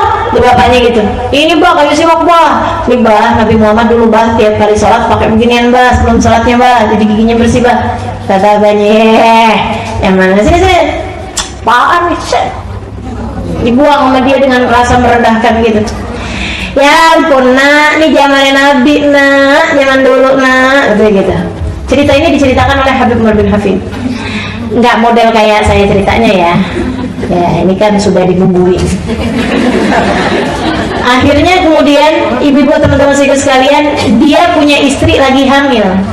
Oh, dia ngomong kayak gini, apaan nih? Ini sih buat melempar anjing gitu. Dia punya istri lagi hamil, istrinya kemudian melahirkan anak mukanya mirip anjing. Dia sangat marah, kemudian keadaannya stres berat, depresi. Dia satu malam dia ambil pedang, dibunuh tuh anak. Habis kemudian dia merasa bersalah, merasa nggak enak perasaannya, dia sendiri kemudian mengakhiri hidupnya dengan bunuh diri.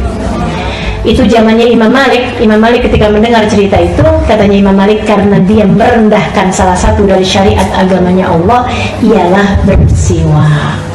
Hati-hati ya, pokoknya syariat agama Allah itu junjung tinggi.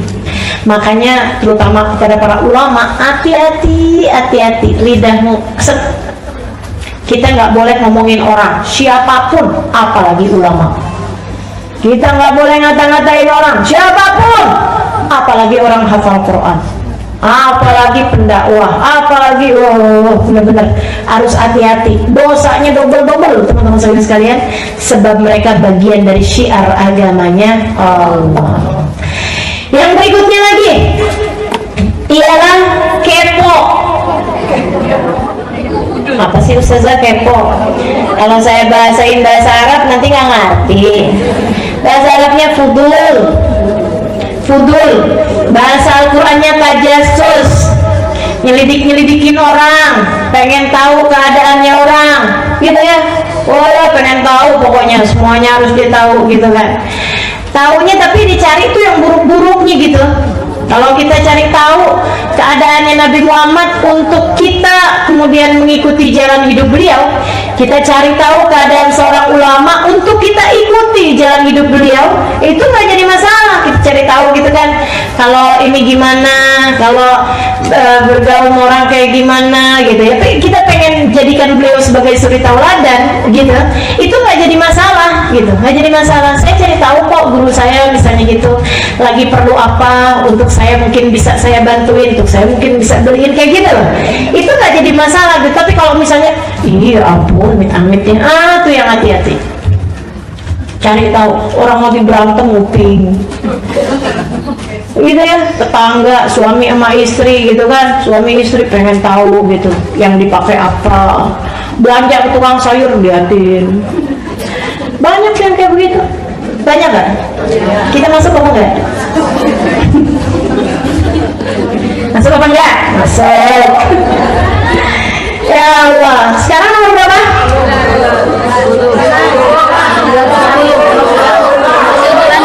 Ini ada hilafiyah ulama gini. Iya, jangan kepo itu kan. Tadi ya. Nomor berapa? 9. Sekarang 10. Oke, ya. Sekarang 10. Hindari perdebatan. Perdebatan, saudara sekalian, itu dosa yang luar biasa. Katanya Nabi Muhammad SAW, "Man taraka wa muhik wa huwa mubtil, banallahu lahu baitan fi rabbil jannah. Man taraka wa huwa muhik, banallahu lahu baitan fi wasatil jannah." Wa 'alal jannah ya Rasulullah liman hasun akhlaquh. Kata Nabi Muhammad, siapa yang meninggalkan perdebatan padahal dia benar, padahal dia salah, dia emang keliru, dia nggak ngerti ilmunya, dia nggak paham, gitu ya. Siapa yang meninggalkan perdebatan padahal dia salah, emang dia nggak ngerti gitu ilmunya, gitu, Allah akan bangunkan bagi dia sebuah rumah di surga yang bagian bawah. Tenang teman-teman, biar kata bawah juga adem. Surga mah enak, biar kata bawah juga ya. Wa man taraka Allahu muhik, siapa yang meninggalkan perdebatan padahal dia benar, padahal dia tahu kebenarannya, dia faham dalilnya, dia faham, Allah bangunkan baginya rumah di surga yang bagian tengah. Surga yang atas buat siapa Rasul? Kata Nabi, buat orang yang bagus akhlaknya, nggak kepikir buat berdebat sama sekali. Gitu. Jadi teman-teman sekalian, ketemu orang debatin urusan masalah tahlil, debatin urusan masalah apalagi yang banyak diajakin perdebatan, iya, maulid, maulid, berlebih-lebihan menabi begini begitu, rasanya tuh kayak gatel gitu ya. Kamar mandi mana sih? Kita tinggalin aja. Allah akan bangunkan bagi kita sebuah rumah di surga bagian bawah. Kalau kita nggak ngerti ilmunya, kalau kita tahu ilmunya tapi kita tinggalin, karena teman-teman sekalian, apa bedanya perdebatan dengan orang cari tahu? Kalau orang cari tahu nyari kebenaran, tapi orang kalau berdebat nyari pembenaran, nyari kemenangan. Bedakan, gitu ya. Kalau orang nanya di majelis kayak gini, nyari kebenaran, nyari kebenaran. Ustazah, apa hukumnya maulid? Dari mana dalilnya maulid? Itu namanya orang nyari kebenaran. Tapi kalau misalnya, Ustazah ngapain sih bikin maulid? Itu ustazah namanya nyiain nian gitu ya. Nabi itu nggak mau loh. Dari mana tuh dalilnya? Itu tuh bid'ah, bla bla bla bla bla. Itu namanya debat. Kalau ada orang ajakin debat, lana a'maluna walakum a'malukum, melipir aja, menghindar aja. Ustazah, debat nih sekarang nih bukan pakai omongan, ustazah, grup WhatsApp. Iya enggak? Teman-teman, kalau udah grup WhatsApp lagi santer urusan perdebatan kayak begitu, saya sarankan padamu, izin dari saya, left group, tinggalkan grupnya, itu jauh lebih aman. Ya Ustazah, nanti nggak ada yang ngasih tahu dong. Emang kamu udah bisa ngasih tahu? Kamu yang ada bingung. Jadi teman-teman sekalian, tinggalkan, biarin dia sama dia deh kumpulannya. Iya enggak? Biarin, kitanya udah keluar gitu. Kalau ada yang kemudian japri sama kita gitu, grupnya lagi ini nih, lagi hangat banget nih, begini begitu segala macam, lagi panas, ya kita bilangin sama dia, udah deh, buang waktu, buang tenaga, buang pikiran. Mendingan kamu masuk ke tempat kamu sholat, kamu ibadah, kamu baca Quran, jelas pahalanya, daripada perdebatan seperti itu, gitu kan ya? Nah, tinggalkan perdebatan. Jadi teman-teman sekalian, itu. Dan yang terakhir, qauluzur, ucapan-ucapan yang hina, bercandaan-bercandaan yang modelnya kayak mendekatkan kepada perzinahan itu loh. Kan mak-mak suka bicara-bicara tentang, mohon maaf ya, kayak malam pertama, gitu-gitu tuh, hal-hal yang kayak gitu-gitu tuh. Nah, itu hati-hati, lidahmu itu, lisanmu itu, jagain dari hal-hal yang seperti itu. Jangan kamu bawa-bawa buat membicarakan hal-hal yang hina seperti itu. Pokoknya intinya, yang kita nggak mau kalimat tersebut ada di dalam buku rapot kita, buku kehidupan kita, dibuka di hari akhirat nanti kita malu. Tutup lisanmu dari mengatakan yang seperti itu. gitu kan? Yang kita nggak mau ada kalimat-kalimat seperti itu di dalam catatan perbuatan kita, gitu ya. Kita tutup rapat-rapat. Seenggaknya pastikan semua kalimat yang keluar dari lisanmu terdiri dari pastikan 3 hal. Yang pertama, pastikan tidak ada bohong. Yang kedua, pastikan ada manfaatnya, baik manfaat akhirat ataupun manfaat dunia. Kemudian yang ketiga, pastikan kalimat yang keluar dari lisanmu tidak ada orang yang merasa tersakiti dengannya. Gitu kan? 3 hal tersebut. Yang pertama apa tadi? Tidak ada bohongnya. Yang kedua, pastikan ada manfaatnya. Yang ketiga, pastikan tidak ada yang merasa tersakiti. Mudah-mudahan Allah jaga lisan-lisan kita, sehingga kelak lisan kita akan menyaksikan segala kebaikan bagi kita sekalian, insyaallah. Amin ya rabbal alamin. Rabbana zalamna anfusana wa in lam taghfir lana wa tarhamna lanakunanna minal khasirin. Assalamualaikum warahmatullahi wabarakatuh.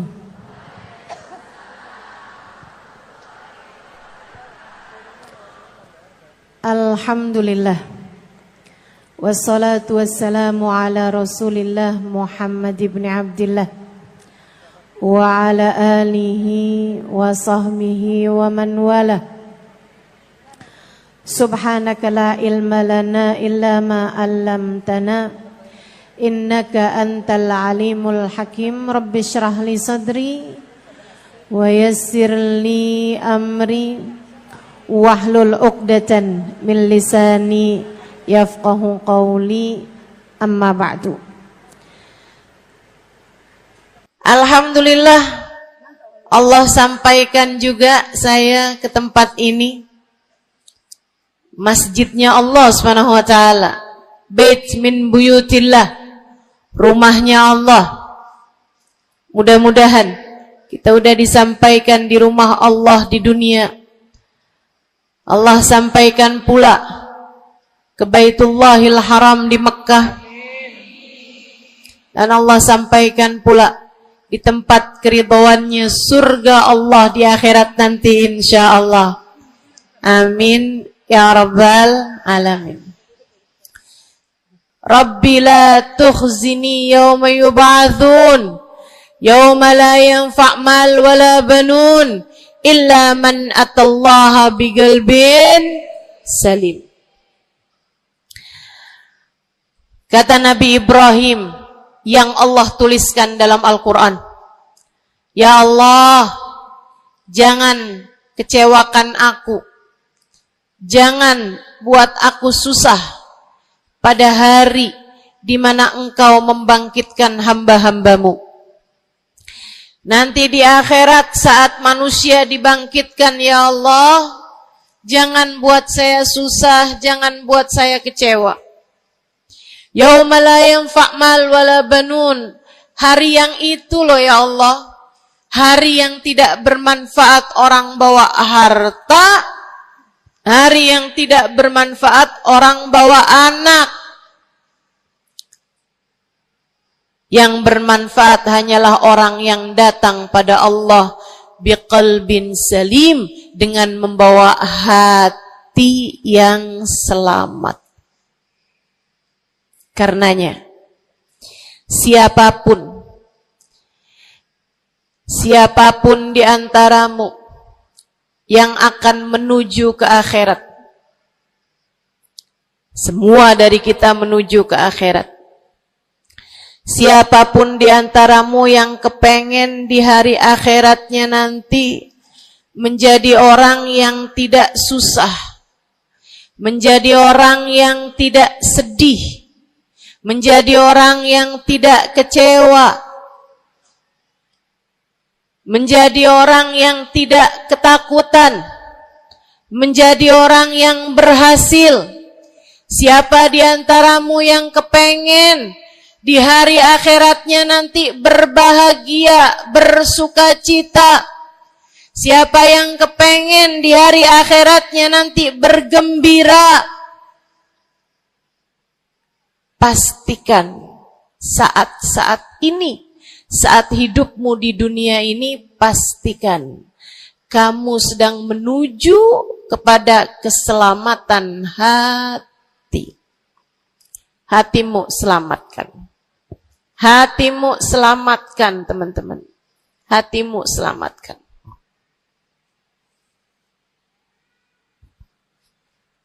Semoga Allah karuniakan kepada kita selamatnya hati, insya Allah. Amin.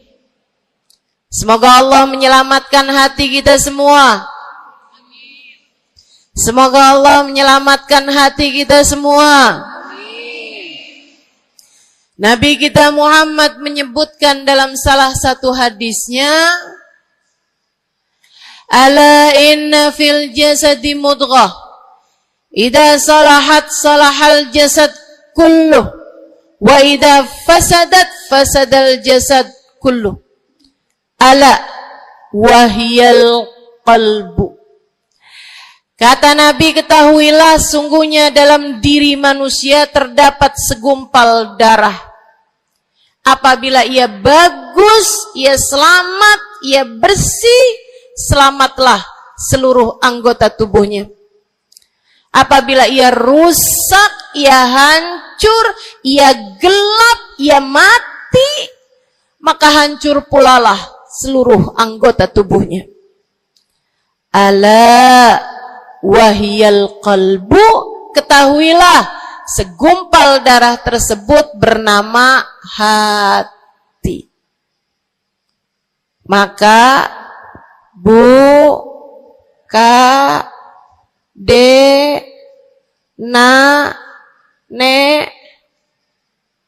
banyak nenek-nenek di sini.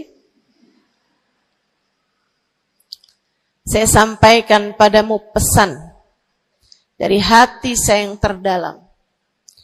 Berhati-hatilah dengan hati. Yang hati-hati sama hati. Apa yang ada di dalamnya? Coba silahkan. Silahkan kamu pikirkan nih kondisi hati saya ini kayak apa. Kita kalau badan lebih gampang ngerasainnya. Saya kalau ditanya, Ustazah lagi sakit? Iya. Sakit apanya Ustazah? Kaki. Saya bisa jawab. Tapi kalau kamu ditanya misalnya, gimana kabar hati kamu?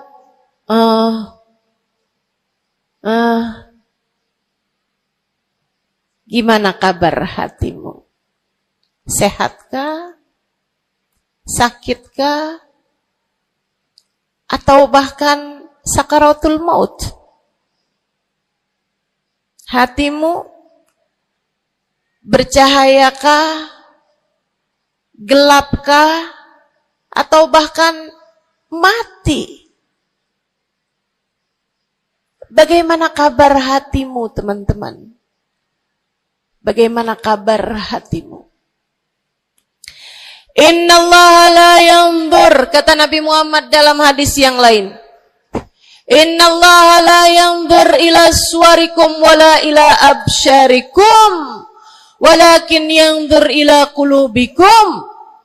Sungguhnya Allah tidak melihat kepada badan kalian. Allah tidak melihat kepada warna kulit kalian. Allah nggak peduli hidung kamu mancung ataukah pesek. Allah nggak peduli kulit wajahmu mulus ataukah berjerawat.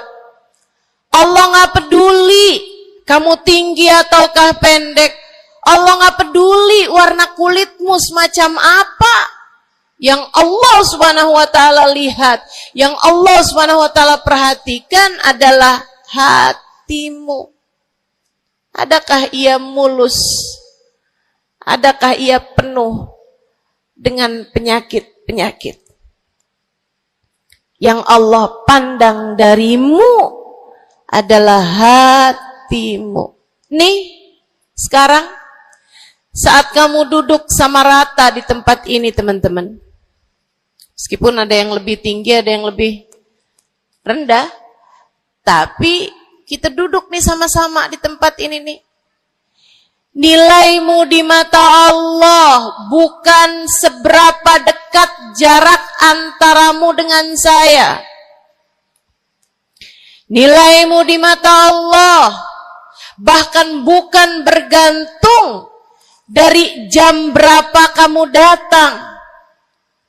Ketika kamu sama rata duduk di tempat ini, yang Allah pandang darimu adalah hatimu sedang berada di manakah saat ini. Yang duduk di tempat ini sembari mikirin ntar pulang enaknya makan apa ya.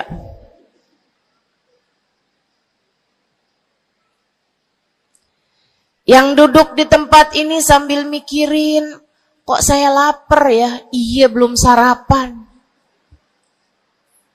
Gara-gara buru-buru, takut nggak kedapatan tempat duduk.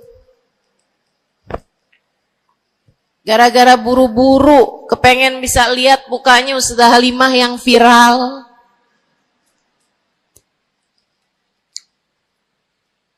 Hatimu.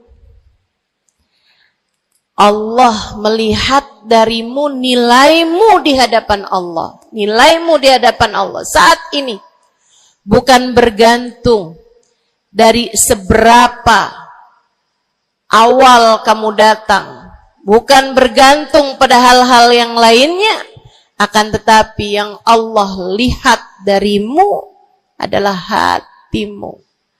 Adakah Allah di dalamnya? Adakah Allah di dalamnya? Adakah Allah di dalamnya? Pun demikian dengan kamu saat sholat, pun demikian saat kamu sedang sedekah. Semuanya masalah hati, teman-teman. Semua masalah hati. Kata guru saya Sayyidil Habib Umar bin Hafid, al-madar kullal madar fi salahil gulub. Urusan segala urusan, sumber segala macam urusan, dasar segala macam urusan ada pada bagusnya hati. Kalau udah hatinya bagus, bagus semuanya.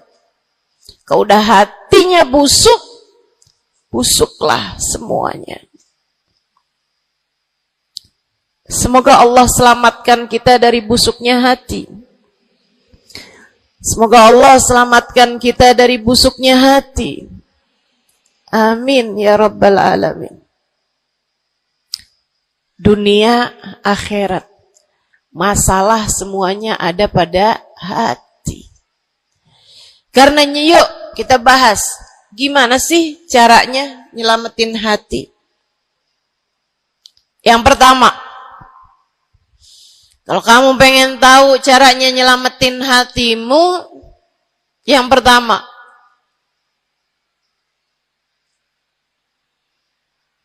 bersihkan sampah-sampahnya. Nih, kamu mau rumah itu biar bagus, biar terjaga, biar selamat. Kamu lihat dalamnya, oh banyak sampah, banyak noda, banyak kotoran. Dari mulai kotorannya cicak, ayam, sampai mungkin anjing, karena lama nggak ditempatin. Karena lama nggak ditempatin.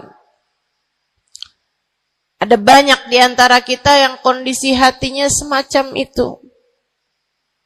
Sampah begitu banyak dalam hatinya. Ada banyak di antara kita umat Islam yang kondisi hatinya semacam itu. Begitu banyak sampah di dalam hatinya tersebut. Semoga Allah selamatkan semuanya. Amin.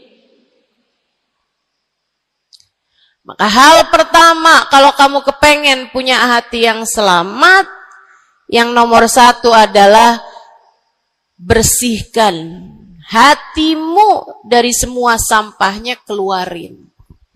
Apa sampahnya hati? Dosa-dosa yang telah kamu lakukan.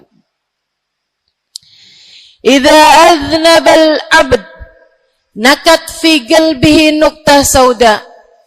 Kata baginda kita Nabi besar Muhammad, idza aznabal abd, ketika seorang hamba mengerjakan dosa, tertorehlah di dalam hatinya satu titik hitam. Sampahnya hati. Kamu tiap kali bikin dosa, dosa apa aja? Bukan hanya dosa besar, zina, bukan hanya dosa besar, minum minuman keras atau narkoba, bukan hanya dosa besar, judi atau riba, bukan hanya dosa-dosa besar. Kalau itu titik hitam yang sangat besar tertoreh di dalam hatimu itu. Bahkan dosa-dosa kecil, sekedar marah-marah sama suami, atau ngambil uang suami. Gimana? Pernah? Rezeki istri solehah ustazah. Lagi mau nyuci, kelihatan, alhamdulillah. Emang haram ya ustazah?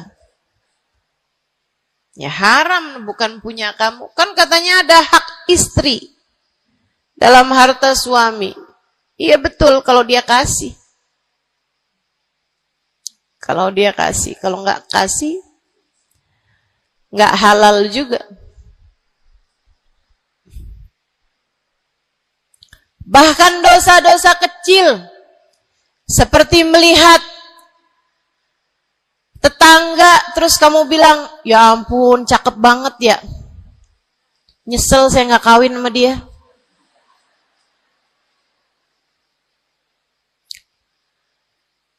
Dosa.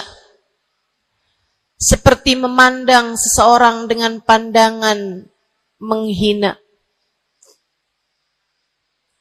Seperti membicarakan aib orang lain. Setiap kali kamu berbuat dosa, apapun bentuk dosanya, satu titik hitam tertoreh di dalam hatimu itu.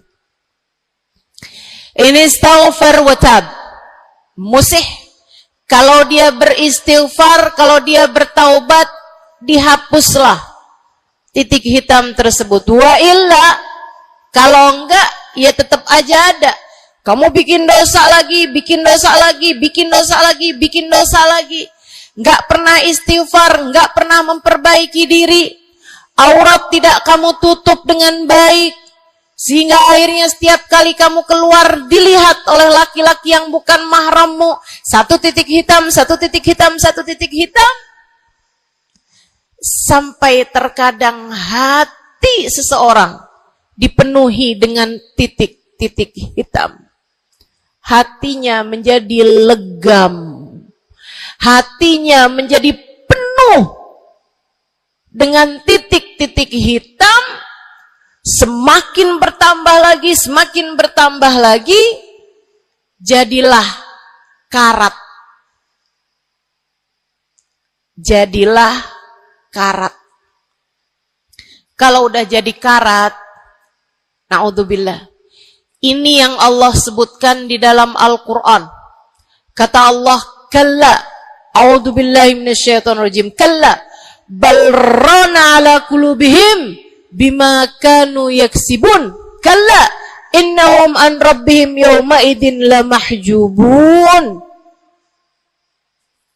Kalla, kata Allah, balran, ada ran, ada karat di dalam hati mereka, tersebab dosa, dosa, dosa yang menumpuk tanpa pernah dimohonkan ampunan.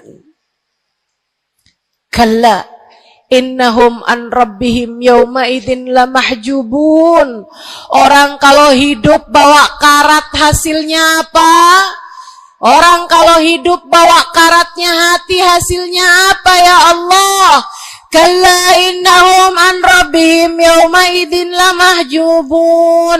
Orang yang hatinya punya karat, pada hari tersebut ia akan terhalang dari Allah Tuhannya. Guru saya Sayyidil Habib Umar bin Hafid menyampaikan tafsir mengenai ayat ini. Kata Habib Umar bin Hafid, tidak mati dengan membawa iman. Orang yang hatinya penuh dengan karat, apabila datang ajal menjemput, iman terkeluar, tercerabut dari dalam hatinya, hingga ia pun mati, keluar dari atas muka bumi ini dengan tanpa membawa iman Islam. Dia keluar dari atas muka bumi ini bukan sebagai hamba Allah, bukan sebagai umat Nabi besar Muhammad sallallahu alaihi wa ala alihi wasallam. Dia meninggal dunia dalam keadaan su'ul khatimah. Na'udzubillah min dzalik. Jangan biarkan karat memenuhi hatimu. Jangan biarkan hatimu, dosa-dosa yang telah kamu lakukan menjadi berkarat dalam hati.